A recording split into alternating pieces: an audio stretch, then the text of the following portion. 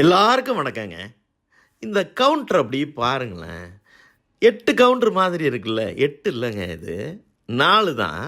அப்படி போய் அப்படி திரும்பி வர்றது. இது எங்கே நான் பார்த்துருக்கேன் அப்படின்னு சொன்னால், திருப்பதியில் லட்டு வாங்குறப்போ இப்படி தான் இருக்கும். அவங்க க்ரௌடுக்காக அவங்க டிசைன் பண்ணியிருக்காங்க. இது ஏன் இப்படி இருக்குது அப்படின்னு சொல்லி நான் பார்த்துக்கிட்டே இந்த உட்கார்ற இடங்கள்லாம் பாருங்களேன். என்னமோ ஒரு பேங்க்கில் உட்கார்ற மாதிரி அவ்வளோ சுத்தமாக, அப்படி பக்கத்தில் ஒரு ஃப்ரிட்ஜு, ஒரு கூல்ட்ரிங்க்ஸு, நல்லா இருக்குல்ல. இதுக்கு சம்மந்தமே இல்லாமல் இந்த போர்டை பாருங்களேன். இந்த போர்டை பார்த்தாலே என் வயசு என்ன அப்படின்னு சொல்லி அது கேட்குற மாதிரி இருக்குங்க. அந்த லையெல்லாம் பார்த்துங்க, அதில் ஒரு குழு கிடைக்கும் எத்தனை வருஷம் அப்படின்னு சொல்லிட்டு. அப்படியே இந்த அம்மா வீட்டில் தானே புடைக்கிறாங்க, அப்படி தானே இருக்குது. இந்த அம்மா சலிக்கிறாங்கல்ல, இவங்க எங்கேயாவது வேலை பார்க்குறாங்க, எங்கேயாவது ஒரு பரபரப்பு இருக்கா, அவங்க வீட்டில் அவங்க பேரம்பேத்திக்கு ஒரு சலிச்சு ஒன்று சமைக்கணும்னு நினப்பாங்கல்ல, ஒரு புடைச்சி ஒரு நல்ல சாப்பாடு மாப்பிள்ளைக்கு போடணும்னு நினப்பாங்கல்ல, அந்த காட்சி என்னால் பார்க்க முடிஞ்சிச்சுங்க. இது எங்கே இருக்குது அப்படின்னு சொன்னால் கும்பகோணத்தில் இருக்குங்க. கும்பகோணம் அப்படின்னு சொன்னால் நான் இதற்காகலாம் போனேன் அப்படின்னு சொன்னால் அது பேர் பொய். ஞானம் ஹோட்டல் வீடியோ எடுக்க போனேன். தாராசுரத்துலேருந்து பக்கத்துலன்னு சொல்லி எடுத்திருப்பேன்ல. அப்போ 2-3 வாட்டி, ஏன்னா இந்த பஸ் ஸ்டாப் வந்து தாலுக்கா போலீஸ் ஸ்டேஷன் அப்படின்னு சொல்லி ஒரு இடம் தான் அது. அங்கே இறக்கி விட்ருவாங்க. அங்கேருந்து நான் நடந்து வரணும் அந்த ஞானம் காஃபி பார்க்கு. அப்போ தாங்க இந்த சந்தை பார்த்தேன். லெஃப்டில் ஒரு சர்ச்சு வருது. போகிறப்ப போயிட்டேன், வர்றப்ப என்னடா இதுக்குள்ளே இவ்வளோ பெரிய பில்டிங்கு, இது என்ன அப்படின்னு சொல்லி அப்படியே போய் பார்த்து, அதுக்கப்புறம் ஒன்றா விசாரித்தப்ப இந்த மளிகை கடையா, இது பருப்பு மண்டியா, டால் மில்லாலாம் எனக்கு தெரியலங்க. இதோட இந்த தெரு பேர் ஒன்று சொல்லலைன்னா அப்போல்லாம் கோச்சிக்கிறீங்க. பேட்டை வேம்படி தெரு, அப்படி தான் கும்பகோணத்தில் இது எல்லாரும் சொல்கிறாங்க. எனக்கு தெரியாதுங்க. எனக்கு தெரிஞ்சதெல்லாம் கும்பகோணம் டவுன்லேருந்து வந்தீங்கன்னா தாலுக்கா போலீஸ் ஸ்டேஷனில் இறங்கி அப்படி லெஃப்டில் பார்த்தீங்கன்னா ஒரு சர்ச் இருக்கும். கிட்டத்தட்ட எதுக்க ஒரு சந்து, அதில் போனீங்கன்னா அப்படியே பிரம்மாண்டமாக ஒரு கட்டடம், அப்படியே வேன் இறங்கிட்டே இருக்கும். நல்ல அந்த 2 வீலர் பார்க்கிங், கார் பார்க்கிங் எல்லாமே நல்லா இருக்கும். அப்படி உள்ளே ஏறினீங்கன்னா அந்த டைல்ஸ் எல்லாம் அப்படியே தண்ணியை தொட்டச்ச மாதிரியே இருக்கும் காலையிலேருந்து நைட்டு வரைக்கும். இந்த இடத்துல நான் ரொம்ப ஆச்சரியப்பட்டது என்னன்னா, இவங்க டைமிங்க காலையில் 9:30 மணிக்கு திறக்கிறாங்க.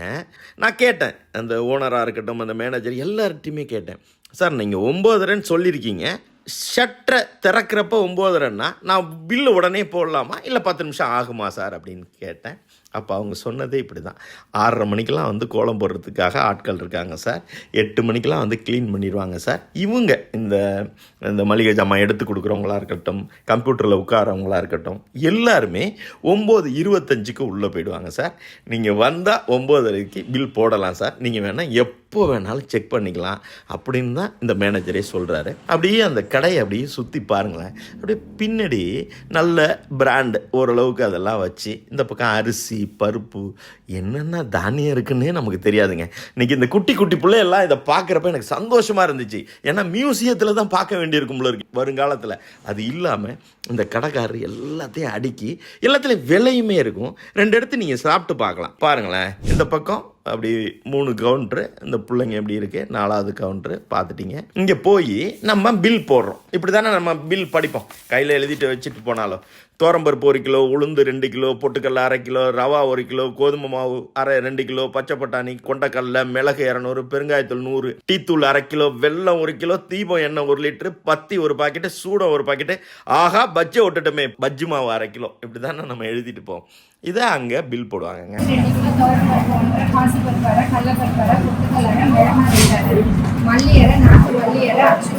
ஒன்றும் அவங்களும் செக் பண்ணுவாங்க. அந்த பில் போட்டதுக்கு அப்புறம் நம்மள்ட்ட ஒரு காப்பி கொடுத்துருவாங்க.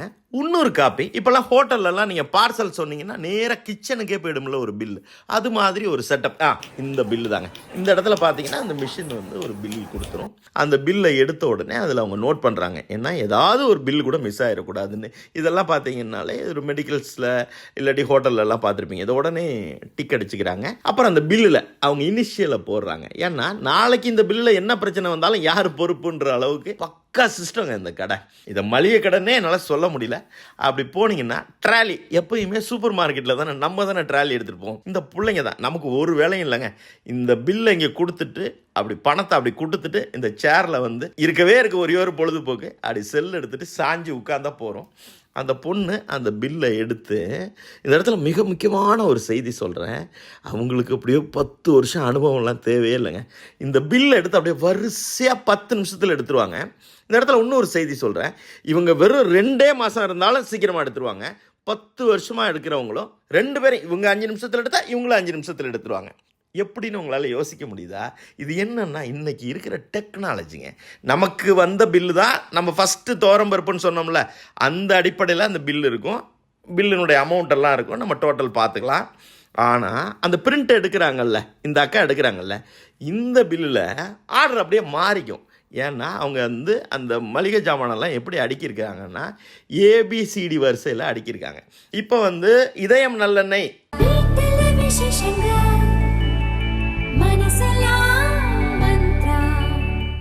அப்படின்னு சொன்னால் ஏல இருந்துச்சுன்னா இதயம் நல்லெண்ணெய் 8வது இடத்துல சொல்லியிருந்தாலும் அது போய் ஃபஸ்ட்டில் இருக்கும். ஸோ ட்ராலி எடுத்து அந்த பில் எடுத்தால் 7 இதயம் 1/2 லிட்டர்னு இருக்கும். அப்படி தூக்கி உள்ளே தூக்கி போட்டு அப்படி வரிசையாக எடுத்தால் மிஞ்சி போனால் 5 நிமிஷம் இல்லாட்டி 7 நிமிஷம் மிஸ்ஸே ஆகாதுங்க, தப்பே நடக்காது. அப்படி கொண்டாந்து இவங்களே டெலிவரி கொடுக்க மாட்டாங்க. என்ன சிஸ்டம் பாருங்கள். இந்த இடத்துல கொண்டாந்து அப்படி தள்ளி விட்ருவாங்க. இங்கே 2-3 அக்காக்கள் இருக்காங்க, அவங்க எடுப்பாங்க. அதுக்குள்ளே இந்த டோக்கன் பெல் சவுண்டு வந்துடும், அவங்களே அதை கொடுக்கலாம். அந்த சவுண்டு 80 60ன்னு வந்தாலும் அதை தாண்டி, ஏன்னா நம்ம தான் செல்லில் மூழ்கிறோம்ல, திடீர்னு ஒரு குரல் கேட்கும், மணிவண்ணன் சார் இருக்கீங்களா, அன்பழகன் சார் இருக்கீங்களா அப்படின்னு. அந்த மரியாதை ரொம்ப நாளைக்கு அப்புறம் அந்த கூப்பிட்டது எனக்கு இந்த அரவிந்த் ஐ ஹாஸ்பிட்டல் அப்படி தான் கூப்பிடுவாங்க, அதே ஃபீல் கிடச்சிச்சு. அப்புறம் அந்த அக்கா ஒரு வாட்டி படிப்பாங்க, நம்ம கையிலையும் பில்லு இருக்கும், அவங்க கையிலையும் பில்லு இருக்கும், அப்படியே செக் பண்ணி வாங்கிக்கலாம். இதுலேயும் மாறிடுச்சுன்னு வச்சுங்களேன், 2-3 நாள்லாம் மாற்றிக்கலாமா, அதுவும் அங்கே எழுதியிருந்துச்சு. இந்த இடத்துல எனக்கு ஒன்றும் ஒரே ஒரு செய்தி, கையில் நம்ம தான் இப்போல்லாம் ரொம்ப ஃபேஷனாக பையெல்லாம் எடுத்துகிட்டு போக மாட்டோம்ல, பை இருக்கா அப்படின்னு சொல்லி இந்த அக்கா கேட்பாங்க. இல்லை அப்படின்னு, அப்படின்னா ஒரு பைக்கு ஒரு 5 ரூபாய்க்கு டோக்கன் போட்டு வந்துடுங்க அப்படின்னு சொல்லுவாங்க. திருப்பி போய் நம்ம 5 ரூபாய்க்கு ஒரு பணம் கொடுத்துட்டு பில்லு ஒன்று கொடுப்பாங்க. இந்த அம்மா நல்ல ஒரு பெரிய சாக்கு தான், எல்லாத்தையும் வச்சு அழகாக கட்டி நல்லா முடிச்சு போட்டு நல்லா ஃபாஸ்ட்டாக பண்ணுறாங்க. அப்படியே நம்ம கையில் கொடுத்துருவாங்க. எனக்கு ஒரு டவுட் வந்துச்சு, அப்படின்னா 5 ரூபாய்க்கு சாக்கு விற்கிறாங்கன்னு தான் சொல்லி அங்கே ஒரு போர்டு இருக்குங்க. இப்போ நம்ம 5 ரூபாய்க்கு வாங்கினோம்ல சாக்கு, அது அடுத்த தடவை வர்றப்ப எனக்கு மளிகை ஜாமானே வேணாம், இந்தாங்க உங்கள் சாக்குன்னு கொடுத்தா 6 ரூபா பணம் கொடுத்துருவாங்களாம். என்ன சிஸ்டம் பாருங்கள். இந்த ஓனர் கடுமையாக யோசிச்சிருக்காரு. இந்த ஐடியா எனக்கு ரொம்ப பிடிச்சிருச்சு. வாங்களேன் அப்படியே மாடிக்கு போவோம். அதுக்குள்ளே 1 நிமிஷம் இருங்க, நான் அது பாத்ரூம் போயிட்டு வந்துடுறேன். பாத்ரூம் அந்த ரெஸ்ட் ரூம் இருக்குல்ல, அவ்வளோ சுத்தமாக வச்சுருக்காரு.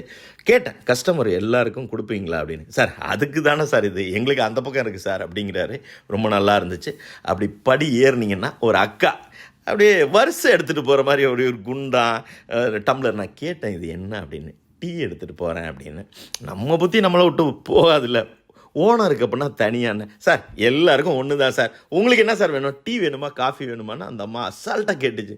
இல்லை எனக்கு டீயே போகிறோம் அப்படின்னு. இருங்க சார் வர்றேன், இதை கொடுத்துட்டு வந்துடுறேன் அப்படின்னு சொல்லிட்டு அவங்க போனாங்க. உள்ளே போனால் எல்லா அம்மாக்களும் பெரியம்மான்னு தான் சொல்லணும், அத்தைன்னு தான் சொல்லணும். இவங்களாம் வேலை செய்கிறாங்கலாம் என்னால் சொல்ல முடியலங்க. இப்படி போனோம்னா உள்ள ஓனர் ரூம் இருந்துச்சு, அங்கே அவங்க அம்மா படம். ஓனரை கூப்பிட்டுட்டு போனேன். அந்த இடத்துக்கே வரவே மாட்டாராம், எப்போயாவது தான் வருவாராம்.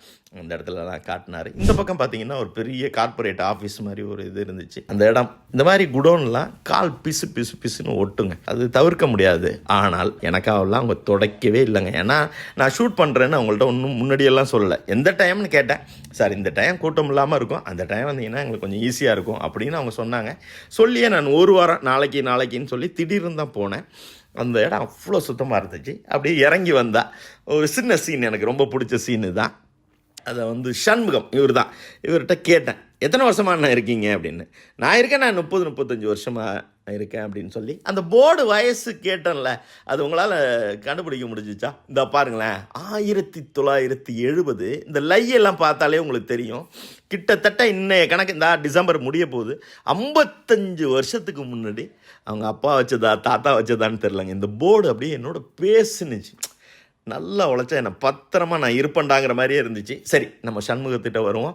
சண்முகத்திட்ட கேட்டேன், இந்த மூட்டை அப்படின்னு சொல்லி நிறையா பேசினப்போ அவர் ஒரு வரி சொன்னார், எனக்கு ரொம்ப என்னமோ மாதிரி இருக்குது, ஆனால் அதையும் சொல்லணும்னு எனக்கு இந்த இடத்துல தோணுது. இல்லை சார், முந்தியெல்லாம் 100 கிலோ மூட்டை தான் சார் வந்துச்சு, இப்போ வரமாட்டேங்குது சார், இப்போ இருக்கிறவங்களால தூக்க முடியல சார், என்னால் தூக்க முடியும் சார் அப்படின்னு தான் அவர் சொன்னார். இப்போ கூட எனக்கு 2 மூட்டை தூக்கி வைங்க சார், நான் மேலே வச்சுறேன்னு. 2 மூட்டை தூக்கி நம்ம வைக்கிறதான்னு சொல்லிட்டு அப்படி நிமித்தப்ப அந்த சாக்கு கொஞ்சம் லூஸாக இருந்துச்சு. இன்னும் கொஞ்சம் கூட டைட்டாக தைக்கலாம் அந்த அரிசியை. அப்போ கேட்டேன், இல்லை சார் அப்போ தான் சார் புடிமானோன்னு. இந்த இடத்துல ஒரு வாழ்க்கை தத்துவமே இருக்குங்க. வாழ்க்கையில் ரொம்ப ஸ்டிஃபாலாம் இருக்காதிங்க.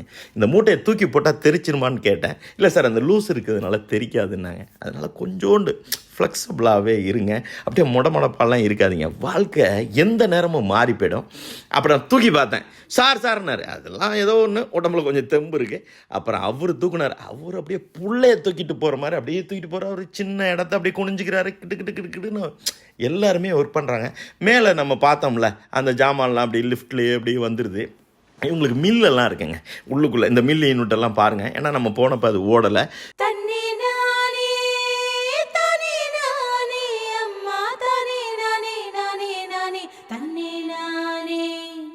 இவங்களுக்கு லாரியாக தான் சரக்கு வருது, அதுவும் டாரஸுங்கிறாங்க. அப்போ கேட்டேன், எத்தனை ஸ்டேட்லேருந்து வருது சார் அப்படின்னு. அது ஒரு 10-12 ஸ்டேட்லேருந்து வருது சார் அப்படின்னாரு. சார் நமக்கு மட்டும் இல்லை சார், கிட்டத்தட்ட நிறைய பேருக்கு வருது சாருங்கிறார்.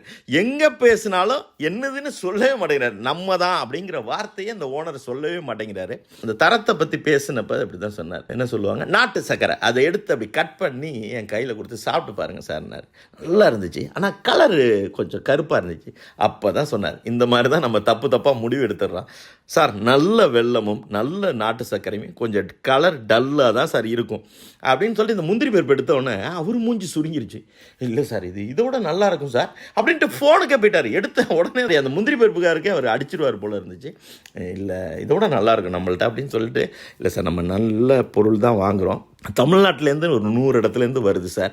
எல்லாத்தையும் நான் போய் இப்போ மண்ணச்சநல்லூர் அப்படின்னு சொன்னால், நான் ஒரு 10 வருஷத்துக்கு முன்னாடி ஒரு வாரம் தங்கியிருந்து ஒரு மில்லை கண்டுபிடிச்சி இன்றைக்கி அவங்க ஃபோன் பண்ண அனுப்பிடுவாங்க சார். இந்த மாதிரி நல்ல பொருட்களை தான் நம்ம வாங்குகிறோம் சார். ஒரே ஸ்டேட்டில் மட்டும் கூட வாங்கிட முடியாது. இப்போ ஆந்திராவில் எள்ளு நல்லாயிருக்கும் அப்படின்னா மழை பெய்கிறப்ப நம்ம இன்னொரு ஸ்டேட்டில் தான் சார் வாங்குற மாதிரி இருக்கும். அதனால தரம் என்ன தான் நம்ம சொன்னாலும் சார், சில நேரங்களில் அந்த மழையில் நீங்கள் வெயிலில் பார்க்குறப்ப தான் டேஸ்ட்டு நல்லாயிருக்கும் சார். மழையில் விளையுது இல்லை சார், அது அந்தளவுக்கு இருக்காது சார் அப்படின்னாரு.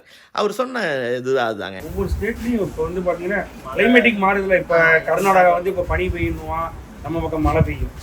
அதாவது 3 மாதம் பின்தங்கி வருது. அந்தந்த போகிறதுக்கு தகுந்த மாதிரி அந்த மண்ணுக்கு தகுந்த மாதிரி விளைச்சல் பண்ணுறது தான்.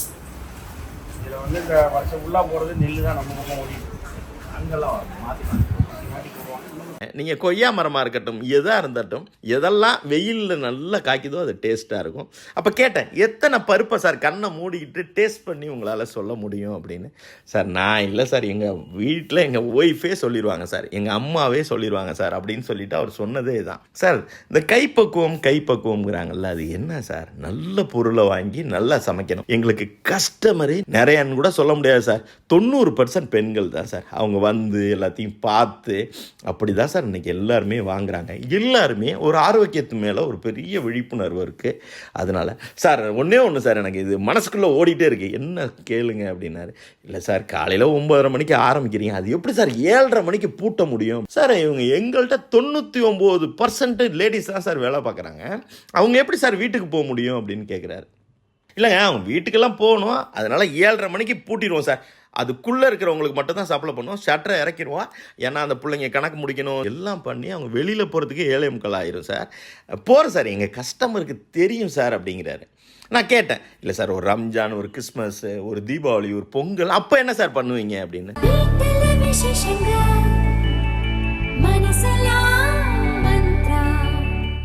சார் அப்போயும் இதே தான் சார், ஷட்டர் இறக்குனா உள்ளே 100 பேர் இருப்பாங்க சார்.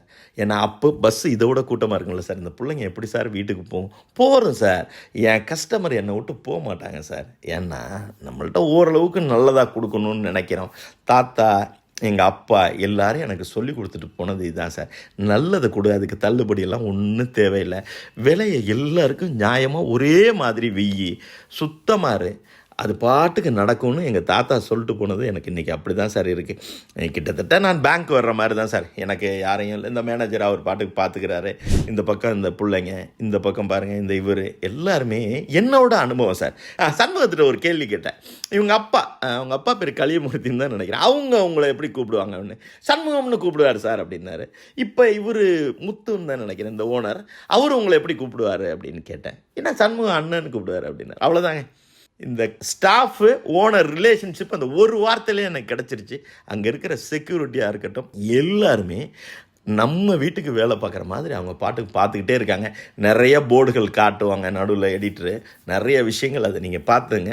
எனக்கு என்னமோ ஒரு மளிகை கடைக்கு போயிட்டு வந்த மாதிரியே தெரியல. ரொம்ப ரொம்ப நல்லா இருக்கு. இந்த ட்ராலியில் அவங்களே எடுத்துகிட்டு வர்றதுனால ஒரு பொருள் கூட தேவையில்லாததை நம்ம வாங்கிடலாங்க. எனக்கு அதை தான் நான் அங்கே உட்காந்துருக்கிறப்ப யோசித்தேன். நம்ம லிஸ்ட்டை கொடுத்துட்டோன்னு வச்சுங்களேன், அங்கே வருது தேவையில்லாமல் ஒரு சாக்லேட்டை பார்த்தா ஒரு முறுக்க பாத்திரத்துக்கு உள்ளே போடுறோம்ல, அந்த வேலையே இங்கே கிடையாது. ஒன்று கூட அந்த மாதிரி இருக்காது. கரெக்டாக வருது, பை எடுத்துட்டு அவங்க பாட்டுக்கு போயிட்டே இருக்காங்க. அவர் சொன்னது அதான், நிறைய பெண்கள் நேரடியாக இங்கே வந்து வாங்கிக்கிட்டே இருக்காங்க. இந்த உழைப்பு, இந்த ஸ்டாஃபு, இவங்க எல்லாருக்கும் சேர்த்து ஒரே ஒரு வார்த்தை தான், நீங்கள் ரொம்ப நாளைக்கு நல்லா இருக்கணுங்க. உண்மையா உழைக்கிற நமக்கு எல்லா நன்மைகளும் நாடி வந்து கூடுதடா.